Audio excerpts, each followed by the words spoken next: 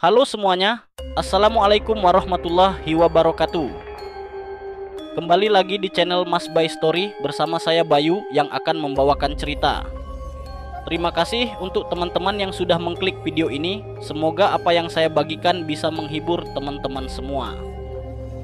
Pada kesempatan kali ini, saya akan membawakan cerita yang berjudul Ronda Malam. Cerita yang dituliskan oleh akun X Mas Horor Psikologis. Oh iya, jangan lupa untuk bantu like, komen, dan subscribe channel Mas Bay Story agar channel ini dapat berkembang. Dan jangan lupa untuk aktifkan lonceng notifikasi agar tidak ketinggalan cerita selanjutnya. Jika sudah, kita langsung masuk ke ceritanya.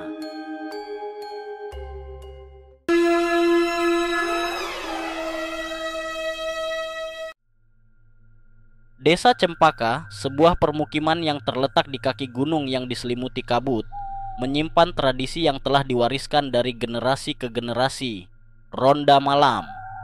Setiap malam, warga desa secara bergantian berpatroli mengelilingi desa, menjaga keamanan dan ketertiban. Tradisi ini, yang awalnya bertujuan untuk melindungi desa dari bahaya, kini telah menjadi sumber ketakutan bagi banyak warga. Malam itu, giliran Pak Karto, seorang tetua desa yang dihormati, Pak Jono, seorang petani yang kuat dan pemberani, dan 3 pemuda desa, Andi, Budi, dan Kandra, untuk melaksanakan ronda. Mereka berkumpul di pos ronda, sebuah bangunan kecil yang terletak di pusat desa, di bawah naungan pohon beringin yang rindang. Suasana malam itu terasa sangat sunyi. Hanya suara jangkrik yang bersahutan dan lolongan anjing liar yang memecah keheningan. Malam ini terasa sangat sepi, kata Pak Karto, memecah keheningan yang mencekam.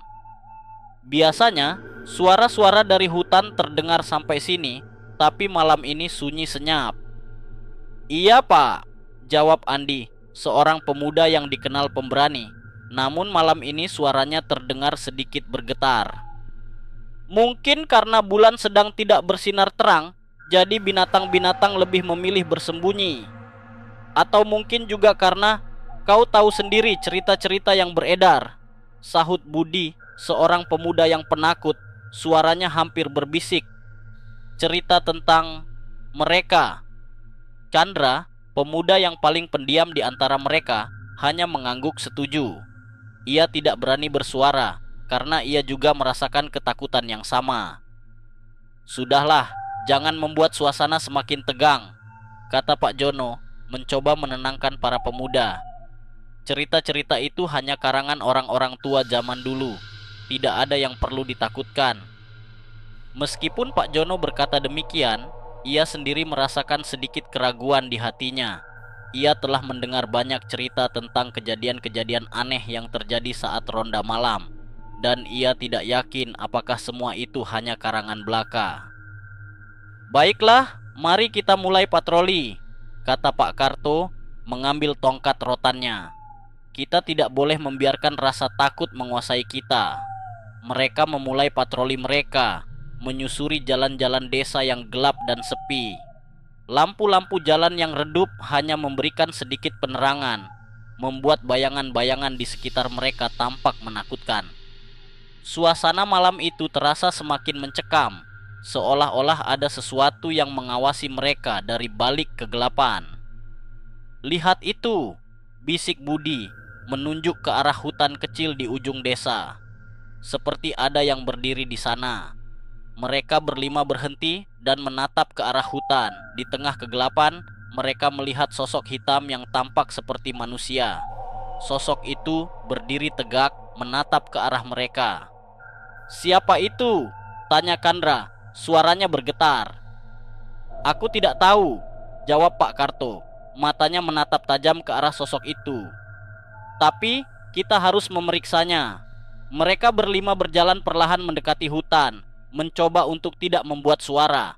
Sosok itu tidak bergerak, tetap berdiri tegak di tempatnya. Saat mereka semakin dekat, mereka bisa melihat bahwa sosok itu adalah seorang wanita. Ia mengenakan pakaian putih panjang yang berkibar tertiup angin. Siapa kau? Tanya Pak Jono, mencoba untuk bersikap berani. Wanita itu tidak menjawab.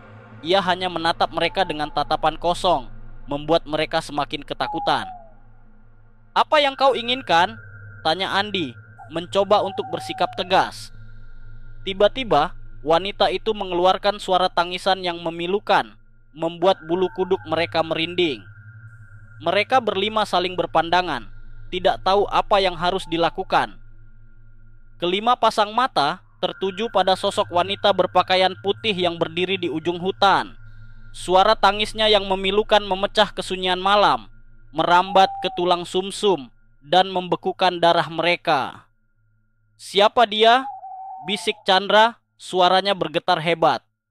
"Kenapa dia menangis?" "Entahlah," sahut Pak Karto, matanya menyipit, mencoba mengamati sosok itu lebih jelas. "Tapi ada yang tidak beres dengan wanita itu. Kita harus pergi dari sini," kata Budi. Suaranya hampir tak terdengar. "Aku merasa tidak enak." "Tunggu dulu," cegah Pak Jono, tangannya terangkat. "Kita tidak bisa meninggalkan seseorang dalam kesusahan." "Tapi Pak," bantah Andi, "bagaimana kalau dia berbahaya?" "Kita tidak akan tahu kalau tidak memeriksanya," jawab Pak Jono, melangkah maju. "Aku akan bicara dengannya." Dengan langkah hati-hati, Pak Jono mendekati wanita itu. Suara tangisnya semakin jelas, terdengar seperti ratapan yang tak berujung. "Nona," panggil Pak Jono. Suaranya lembut. "Apakah Anda baik-baik saja?" Wanita itu tidak menjawab. Ia hanya menundukkan kepala, rambutnya yang panjang menutupi wajahnya. "Nona," panggil Pak Jono lagi. Kali ini sedikit lebih keras. "Kami di sini untuk membantu Anda." Perlahan, wanita itu mengangkat kepalanya. Wajahnya pucat pasi, matanya merah dan bengkak, dan air mata masih mengalir di pipinya. Namun, ada sesuatu yang aneh dengan matanya. Tatapannya kosong, seolah-olah jiwanya telah pergi.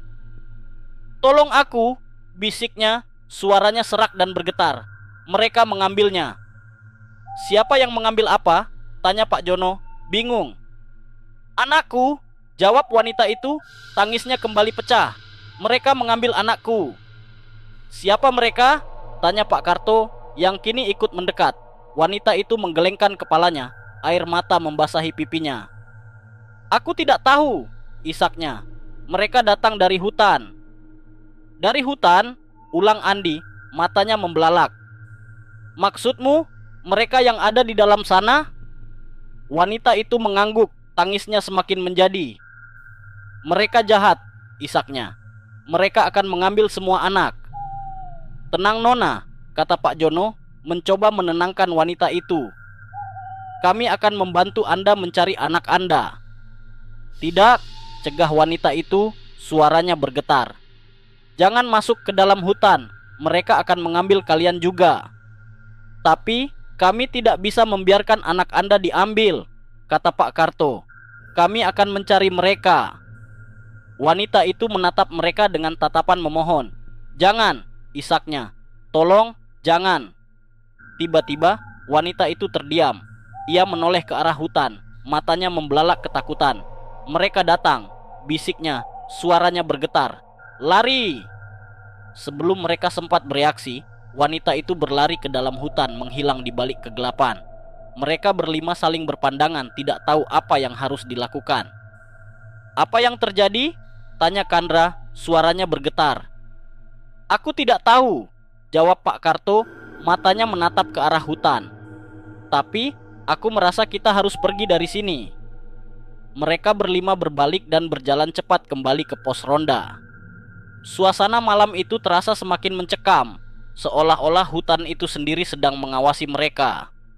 Angin bertiup kencang, membawa suara bisikan-bisikan aneh yang terdengar seperti nama mereka dipanggil. Rasa takut yang mencekam menyelimuti kelima warga desa saat mereka meninggalkan hutan kecil yang misterius itu. Langkah mereka tergesa-gesa, berusaha menjauhkan diri dari suara tangisan yang masih terngiang di telinga. Suasana malam semakin kelam, seolah-olah kegelapan itu sendiri ikut mengejar mereka. "Apa yang sebenarnya terjadi di sana?" bisik Chandra, suaranya bergetar. Siapa wanita itu? Entahlah, jawab Pak Karto, matanya menatap lurus ke depan. Tapi, aku yakin ada sesuatu yang tidak beres di hutan itu. Aku setuju, sahut Andi, wajahnya pucat pasi. Aku merasa seperti ada sesuatu yang jahat di sana. Mereka terus berjalan dalam diam, hanya suara langkah kaki dan deru angin malam yang menemani. Saat mereka melewati jembatan tua yang melintasi sungai kecil di tengah desa, tiba-tiba mereka merasakan hawa dingin yang menusuk tulang. Tunggu, kata Pak Jono, menghentikan langkah mereka. Aku merasa ada yang aneh. Mereka berlima berhenti di tengah jembatan, mengamati sekeliling. Suasana di jembatan itu terasa sangat sunyi, seolah-olah waktu telah berhenti. Angin malam berbisik pelan, membawa suara-suara aneh yang terdengar seperti gumaman tak jelas. Lihat itu, bisik Budi, menunjuk ke arah ujung jembatan. Seperti ada yang berdiri di sana. Di tengah kegelapan, mereka melihat sosok pria tua berdiri di ujung jembatan. Pria itu mengenakan pakaian lusuh dan compang-camping. Wajahnya penuh luka dan memar. Tatapannya kosong, seolah-olah jiwanya telah pergi. Siapa itu? Tanya Kandra, suaranya bergetar. Aku tidak tahu, jawab Pak Karto. Matanya menyipit, mencoba mengamati sosok itu lebih jelas. Tapi kita harus berhati-hati. Mereka berlima berjalan perlahan mendekati pria tua itu, mencoba untuk tidak membuat suara. Suasana di jembatan itu semakin mencekam, seolah-olah ada sesuatu yang jahat sedang mengintai mereka. Tuan, panggil Pak Jono. Suaranya lembut. Apakah Anda baik-baik saja? Pria tua itu tidak menjawab. Ia hanya menatap mereka dengan tatapan kosong, membuat mereka semakin ketakutan. Tuan, panggil Pak Jono lagi. Kali ini sedikit lebih keras. Kami di sini untuk membantu Anda. Tiba-tiba, pria tua itu mengeluarkan suara geraman yang mengerikan, dan ia melompat ke arah mereka. Mereka berlima terkejut dan berlari tunggang langgang, meninggalkan jembatan tua itu. Apa yang terjadi? Tanya Andi, terengah-engah. Aku tidak tahu, jawab Pak Karto, wajahnya pucat pasi. Tapi, aku yakin kita harus segera kembali ke pos ronda. Mereka berlima berlari sekuat tenaga, berusaha menjauhkan diri dari jembatan tua yang menakutkan itu. Suara geraman pria tua itu masih terngiang di telinga mereka, membuat mereka semakin ketakutan. Langkah kaki mereka menggema di jalanan desa yang sepi. Deru napas memburu memecah keheningan malam. Kelima warga desa itu berlari sekuat tenaga, berusaha menjauhkan diri dari jembatan tua yang menakutkan. Suara geraman pria tua itu masih terngiang di telinga mereka, membuat bulu kuduk merinding. Cepat, kita harus segera sampai di pos ronda, seru Pak Karto, suaranya terengah-engah. Di sana kita akan aman. Tapi, bagaimana jika mereka mengikuti kita? Tanya Andi, matanya menatap waspada ke belakang. Kita kunci saja pintunya, sahut Pak Jono, mencoba menenangkan. Pos ronda cukup kuat untuk menahan mereka. Mereka tiba di pos ronda, bangunan kecil yang tampak seperti benteng di tengah desa. Tanpa membuang waktu, mereka masuk ke dalam dan menutup pintu. Pak Jono segera mengunci pintu dari dalam, memastikan tidak ada yang bisa masuk. Akhirnya kita aman, kata Budi, menghela napas lega. Aku tidak tahan lagi dengan semua ini. Jangan senang dulu, tegur Pak Karto, matanya menatap tajam ke sekeliling. Kita belum tahu apa yang akan terjadi. Suasana di dalam pos ronda terasa tegang. Mereka berlima duduk berdekatan, saling berpelukan untuk menghangatkan diri dan menenangkan pikiran. Suara napas mereka yang terengah-engah terdengar begitu jelas dalam keheningan pos ronda. Aku merasa seperti kita sedang diawasi, bisik Chandra, matanya menatap waspada ke sudut-sudut ruangan. Aku merasa seperti kita sedang diawasi, bisik Chandra, matanya menatap waspada ke sudut-sudut ruangan. Jangan mengada-ada, sahut Andi, mencoba menenangkan. Itu hanya perasaanmu saja. Tiba-tiba, mereka mendengar suara ketukan pelan di pintu. mereka berlima terdiam.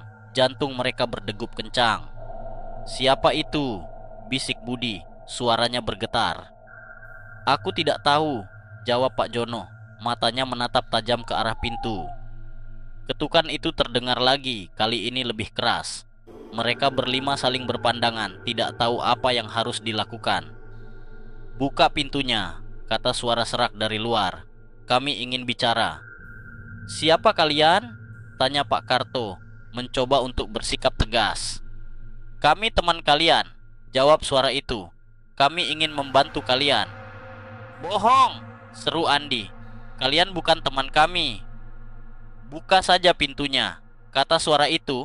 Kali ini terdengar mengancam. "Atau kalian akan menyesal." Mereka berlima terdiam, tidak tahu apa yang harus dilakukan. Mereka tahu mereka tidak bisa membiarkan orang-orang itu masuk, tetapi mereka juga tidak tahu bagaimana cara menghentikan mereka. Tiba-tiba mereka mendengar suara geraman yang mengerikan dari luar. Mereka berlima terkejut dan mundur menjauh dari pintu. "Mereka bukan manusia," bisik Chandra, matanya membelalak ketakutan.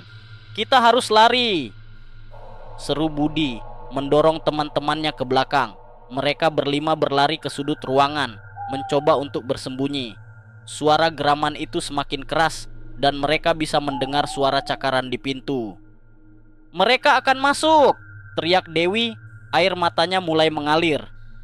"Kita harus mencari jalan keluar lain," seru Andi, matanya menatap sekeliling.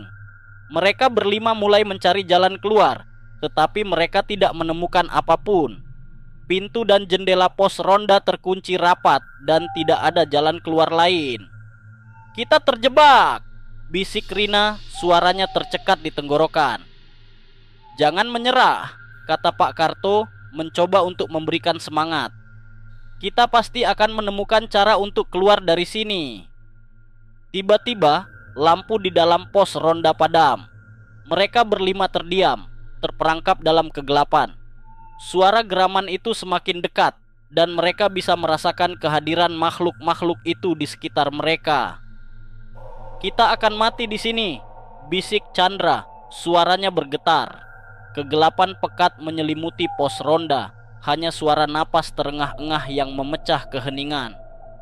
Kelima warga desa itu terperangkap dalam ketakutan, menunggu makhluk-makhluk itu menerobos masuk. Suara geraman dan cakaran di pintu semakin keras, seolah-olah makhluk-makhluk itu sedang menguji kekuatan pintu. "Kita akan mati di sini," bisik Chandra, suaranya bergetar hebat. "Tidak ada jalan keluar." "Jangan menyerah," sahut Pak Karto, meskipun suaranya terdengar lemah. "Kita harus tetap berusaha." "Tapi bagaimana?" tanya Andi, matanya menatap sekeliling dalam kegelapan. "Tidak ada yang bisa kita lakukan." Tiba-tiba mereka mendengar suara langkah kaki yang mendekat. Mereka berlima terdiam, jantung mereka berdegup kencang. "Siapa itu?" bisik Budi, suaranya hampir tak terdengar. "Aku tidak tahu," jawab Pak Jono, matanya menatap tajam ke arah pintu. Langkah kaki itu semakin dekat dan mereka bisa mendengar suara napas yang berat dan kasar.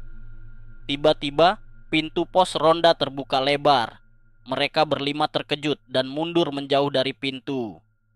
Di ambang pintu mereka melihat sosok wanita berpakaian putih dan pria tua berpakaian lusuh berdiri berdampingan.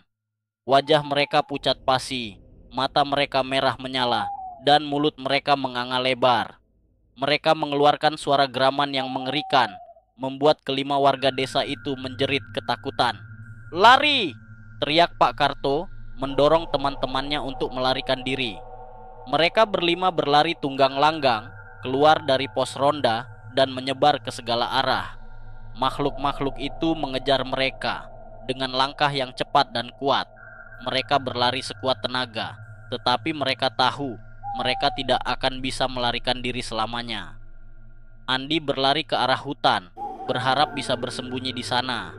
Namun, saat ia memasuki hutan, ia melihat sosok wanita berpakaian putih berdiri di tengah jalan setapak. Wanita itu menatapnya dengan tatapan kosong, membuat Andi berhenti ketakutan. "Tolong aku!" bisik wanita itu. Suaranya serak dan mengerikan. Mereka mengambil anakku. Siapa yang mengambil anakmu? Tanya Andi. Suaranya bergetar. Mereka, jawab wanita itu, menunjuk ke arah kegelapan hutan. Mereka jahat. Mereka akan mengambil semua anak. Sebelum Andi sempat bertanya lebih lanjut, wanita itu menghilang di balik pepohonan. Andi terdiam, bingung dan ketakutan. Ia tidak tahu apa yang harus dilakukan. Sementara itu, Budi berlari ke arah jembatan tua, berharap bisa menyeberanginya dan melarikan diri. Namun, saat ia tiba di jembatan, ia melihat sosok pria tua berdiri di tengah jembatan.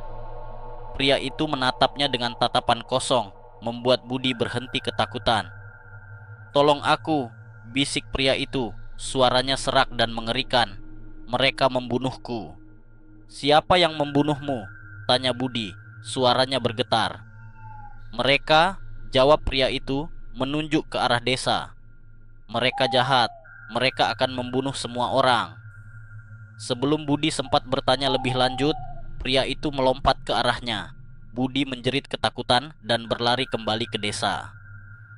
Pak Karto, Pak Jono, dan Kandra berlari ke arah rumah-rumah warga, berharap bisa mencari perlindungan. Namun, saat mereka tiba di rumah-rumah warga, mereka melihat pintu dan jendela rumah-rumah itu terkunci rapat. Mereka berteriak-teriak meminta tolong, tetapi tidak ada yang menjawab. "Mereka semua sudah pergi," bisik Pak Karto. Suaranya bergetar. "Desa ini sudah dikuasai oleh mereka." Mereka bertiga terdiam, putus asa dan ketakutan. Mereka tahu mereka tidak punya tempat untuk bersembunyi. Mereka tahu mereka akan mati. Keesokan harinya, warga desa menemukan 5 orang yang ronda malam itu tergeletak tak sadarkan diri di jalanan desa. Mereka ditemukan dalam keadaan pucat pasi dan ketakutan. Tidak ada yang tahu apa yang sebenarnya terjadi pada malam itu, dan tidak ada yang tahu siapa sebenarnya wanita berpakaian putih dan pria tua berpakaian lusuh itu. Setelah kejadian itu, warga desa tidak pernah lagi berani untuk ronda malam. Mereka percaya bahwa desa mereka dihantui oleh makhluk-makhluk mengerikan, dan mereka tidak ingin bertemu dengan makhluk-makhluk itu. Misteri tentang kejadian malam itu tetap menjadi misteri yang tak terpecahkan. Tidak ada yang tahu apa yang sebenarnya terjadi pada malam itu, dan tidak ada yang tahu siapa sebenarnya wanita berpakaian putih dan pria tua berpakaian lusuh itu. Oke, sekian cerita yang saya bawakan kali ini. Semoga cerita yang dibawakan dapat menghibur teman-teman semua, serta cerita yang saya sampaikan bisa menjadi pembelajaran bagi kita semua. Terima kasih juga untuk Mas Horor Psikologis yang telah mengizinkan saya membawakan cerita ini. Bagaimana menurut teman-teman cerita kali ini? Tulis pendapat kalian di kolom komentar. Dan bagi teman-teman yang ingin membagikan kisahnya, bisa langsung saja klik link Google Drive di kolom deskripsi. Akhir kata, saya Bayu izin undur diri. Wassalamualaikum warahmatullahi wabarakatuh.